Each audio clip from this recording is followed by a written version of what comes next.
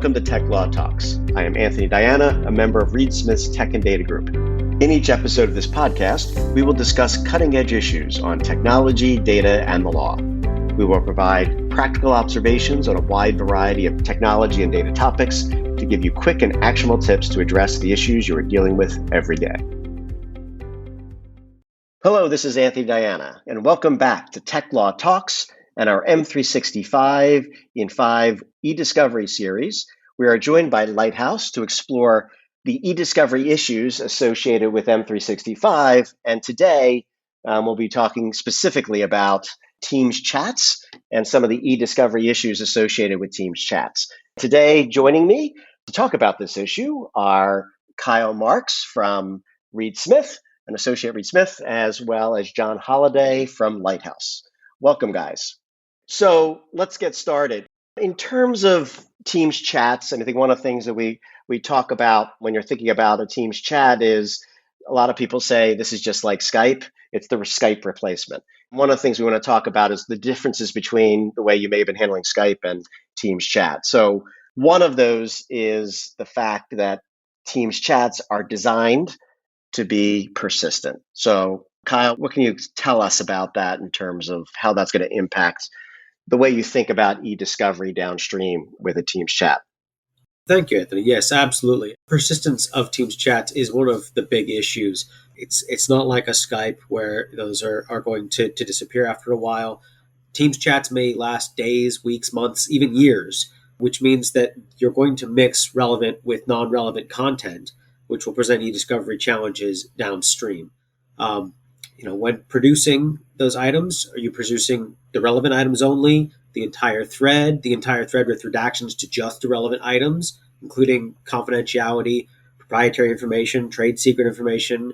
And if you do so, how do you parse those information out of the relevant thread? Yeah, no, and I think that concept of a thread is going to be really interesting. I mean, I think one of the things that I find interesting, just the way I use it, and we use it here at Reed Smith, is we often create a subject matter for a thread, which again is helpful. It sort of eliminates some of the issues that you talked about, Kyle, in terms of, determining what the subject matter is and finding it out. So if you do it that way and your workflow is that way, that may make it easier for you because you can identify the subject matter of the thread and then you just produce the entire thread. But as you said, it's going to be very different if you're corresponding with your cohorts or external people over time. It's all going to be in one thread. So going to be very interesting and probably a huge challenge. So John, in terms of that, so how do you do that, right? Each chat is a separate piece, right? Every time I say hello, that's one chat. Hello, back to you is another chat. So how do you deal with that from an e-discovery perspective? Right. I think it's important for people to be aware, just generally, just to drill in just a little bit, is that when a chat happens, a chat message is created, the conversation is actually being copied into Exchange, right? So the actual chat object is going into Azure somewhere in M365, right? But a compliance record is what's created that gets stored in Exchange. And that's where I think the disconnect comes for a lot of people thinking, well, if the information is being captured, then why can't it just be directly available and the threading and all should be available? But actually, because of this imperfect copy that's being placed into the Exchange mailboxes. So for one-on-one chat, for example, there's a substrate within M365 that actually captures the message and then creates a copy as an Exchange mail item in the user's mailboxes. And for channel messages, it's copied into group mailboxes. So when you're thinking about it from an e-discovery perspective, it's really the integrity of that substrate being able to capture the contextual information. As an example of that, reactions, for example, aren't currently captured as part of that copy. It's on the roadmap, but it's not quite there yet. And when you say that, so what we're saying is we're talking about the email thread or conversation history. My understanding is that Microsoft does retain that within Microsoft. So it has some type of tag or whatever, or marker that connects all the different chats. And so when you're exporting it out and goes downstream, there is a way for the vendor to show you here's basically the conversation that you're having, right? To sort of replicate that, correct? Right. We call that sort of reconstructing or rethreading the conversation. But there are issues related to that too, because with a conversation ID, for example, if someone joins the conversation later, right, the earlier parts of that conversation are not necessarily threaded directly to them because they've joined later. So if you're going after it from a conversation perspective, you might not capture all the participants. So you need some broader context. The thread concept is even too broad because then you're capturing everything, even if you're really wanting to just focus in on a few participants.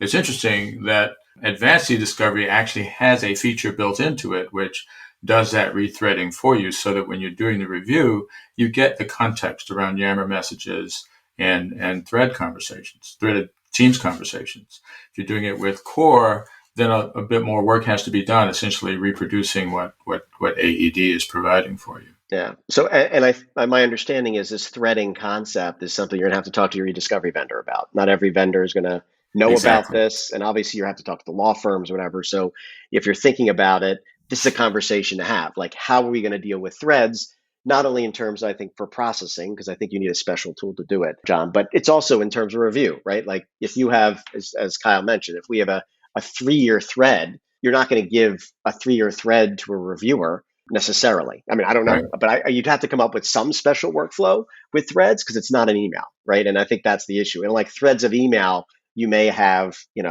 5, 6, 10 emails in a thread. But for here, we could be talking about hundreds or thousands of chats that are threaded together. So exactly. It's back to your original point, Anthony, and that is that these are not just streams of text, right?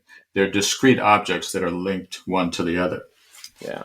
And then the other complexity, Kyle, is the challenge of it's not just text, right? There's other things that are part of these Teams chats that Microsoft threw in there. Absolutely, Anthony. And what you're referring to there are the functions, which are much more prolific in Teams chats than in a lot of the other chatting engines we've seen.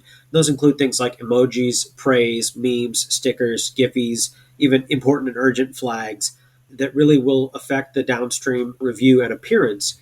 And if those become important in litigation, which they have shown to be already, the interpretation and how those appear downstream during the review will be crucial.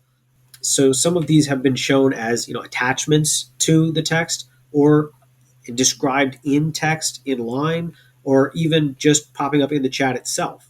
So this will, again, gain more importance the more it's used, and we've seen it use increasing dramatically.